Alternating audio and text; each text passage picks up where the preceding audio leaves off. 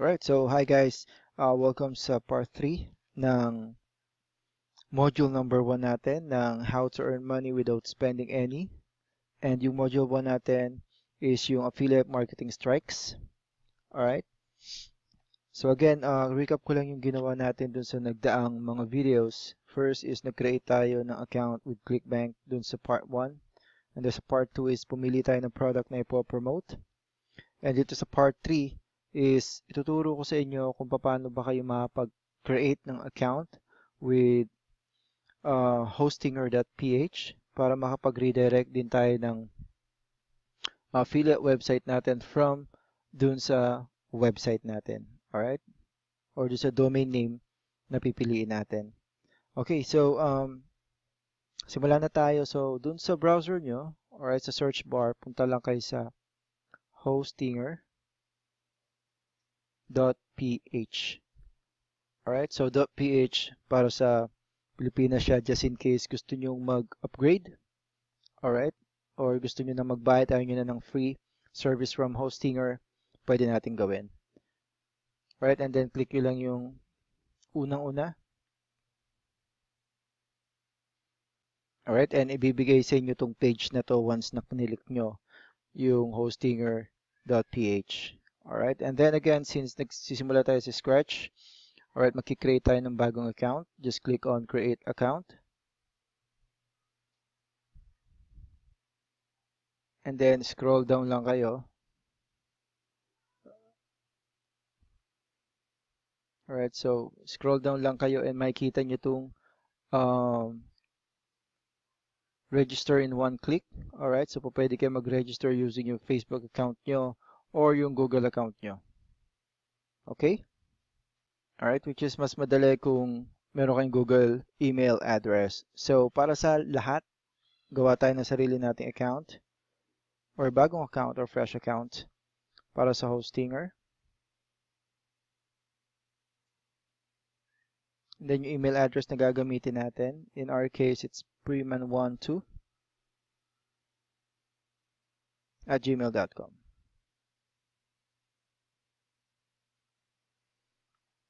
Right, and then password.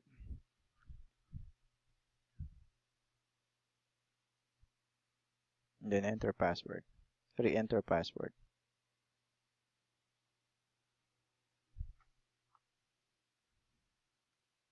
And then click nyo lang tong hindi ako isang robot. Which is, madalas nagkakamali ako dito. Just make sure na tama yung i-click nyo. Alright, dito sa mga photo para mas mabilis. So, piliin ang mga larawan na may salad.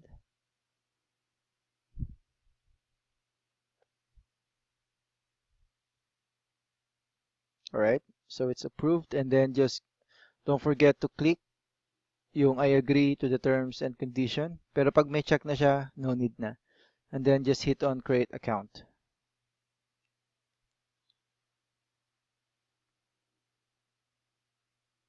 Okay?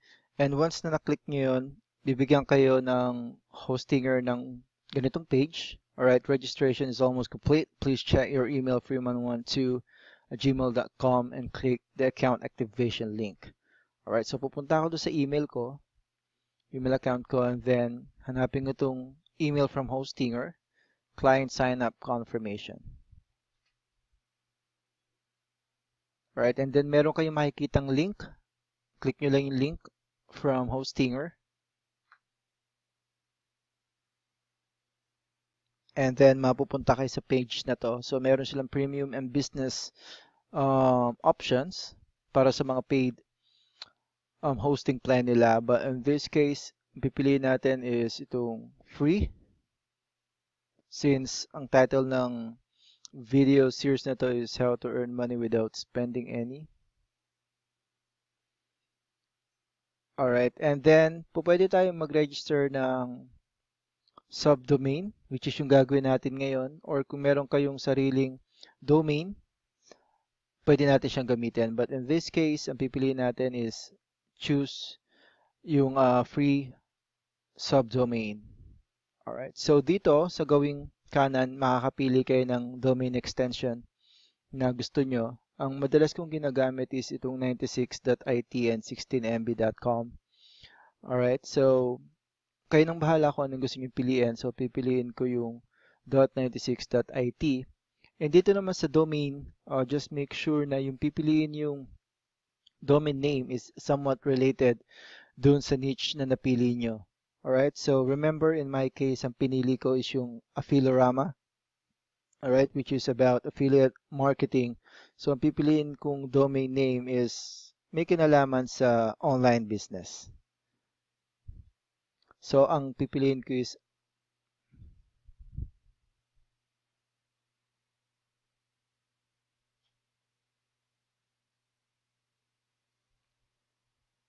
alright, Unlimited Income Now. Alright, so ang pangalan ng website ko is unlimitedincomenow.96.it. Alright, and then just leave it to Europe and UK dun sa server region since this is free. And then type in your password. And then retype the password. Alright, and then hit on continue or click on continue. And then mapupunta kayo sa page na to. Alright, confirm your order. Alright, and then again, as you can see, it's 0. Alright, wala kayong kailangang bayaran. And then click yung I'm not a robot again. So pipili ulit tayo ng mga image just to make sure na hindi robot yung gumagawa ng website with hostinger.ph. Alright, select all images with mountain.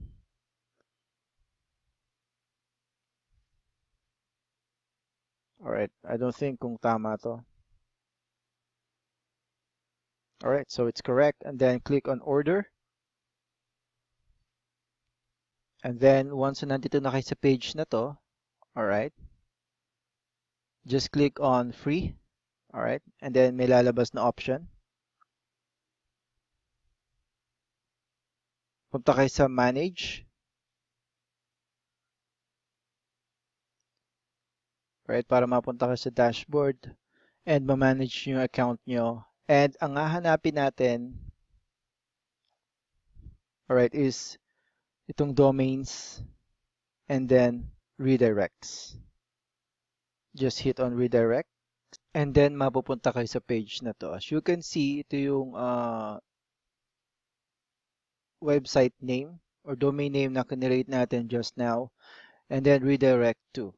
So again, remember yung affiliate URL or affiliate link na nakuha natin from ClickBank. Alright, so hindi natin siya pwedeng i-paste dito. Right, hindi natin siya pwedeng i-paste dyan. Hindi siya tatanggapin. So ang gagawin natin is pupunta tayo sa isa pang website. Alright, so tanggalin muna natin yan. Alright, yung website na yun is yung, so babalik tayo dito maya-maya.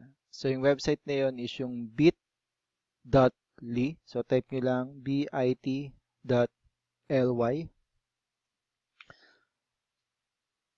Alright, so I highly recommend na yung mga username and password na ginagamit natin is i-take note nyo lang para magamit nyo pa sa susunod. Alright, so let's wait for it. And then lalabas to. Alright, itong mga pwede natin pagpilian. So ito yun, bit.ly.com. Just click on bit.ly URL shortener and link management platform. So ito rin yung gagamitin natin para matrack nyo yung number of clicks nung affiliate link na nakuha nyo from ClickBank. So reload lang natin siya. So once na nandito na tayo sa page na to, just click on sign up. Alright, so again, marami tayong sinasign upan na website. Alright, so once na nandito na tayo sa page na to ng sign up page ng bit.ly, type lang tayo ng username, Freeman12, and then ang gagamitin kong, mali spelling, freeman@gmail.com. Alright, and then password, and then password again. Alright, and then again, nakita nyo na naman to, hindi ako isang robot. Just click that.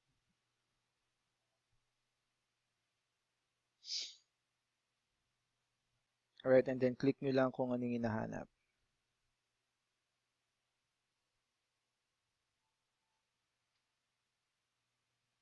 Alright, so okay na siya, and then just click on create account. Alright, I highly recommend to use the same email address and then same password dun sa mga account kung po pwede.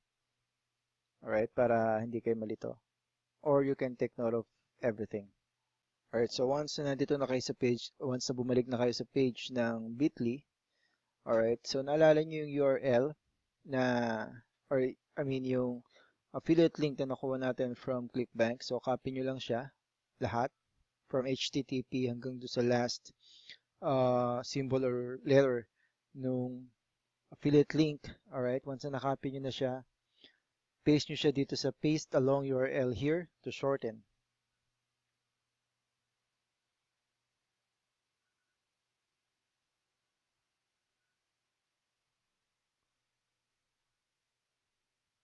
Alright, so copy nyo lang siya. Nagkaroon ng space kanina since inedit ko kasi siya. So,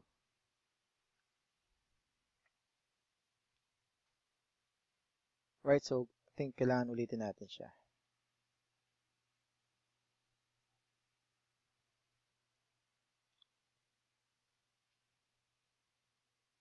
Alright, so binigyan niya na tayo ng short na URL. Ang kailangan lang natin is i-copy siya. Alright. Just click on copy para makopy siya. And then, balik kayo dun sa redirect. And then, click nyo siya dito sa domain.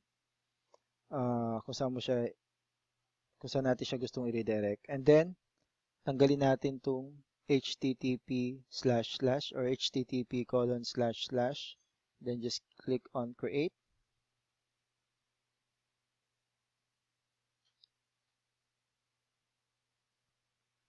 Alright, so successful tayo sa pag-create ng redirect.